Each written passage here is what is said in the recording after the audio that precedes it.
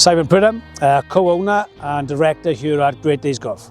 So Great Days Golf is a Bort Talbot based company. We're both an events, corporate events and charity events company. And we recently, with support of the Shared Prosperity Fund and Bort Talbot Council, recently launched a travel arm of the company, which we're really excited about. And for us, the growth over the last 5 years has been fantastic. We came in for funding with the Shared Prosperity Fund, and for us it allowed us to really focus on our wider strategy, so our processes, our systems, our hardware.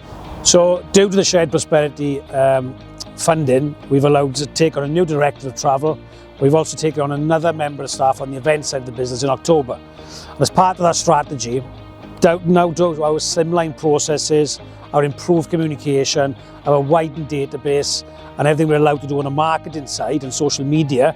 A key part of what we're trying to do with the travel arm of the company is bring golfers into Wales as well, particularly locally.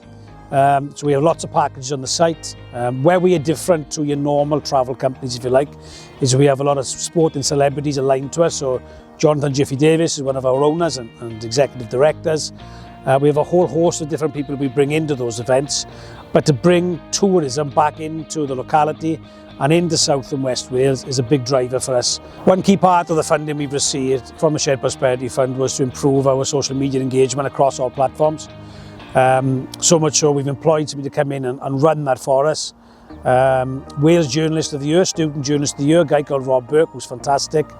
So we're working on growth content, which has taken our following across Instagram, TikTok, which is new to us, and Facebook to huge levels, which has allowed us then to grow our database, increase our clientele, sell our events quicker, and grow the travel side of the business. So again, without the support from Bort Talbot Council and the Shared Prosperity Fund, we wouldn't have potentially been able to buy that equipment, employ these people on the back of it to allow us and that strategy to be in place.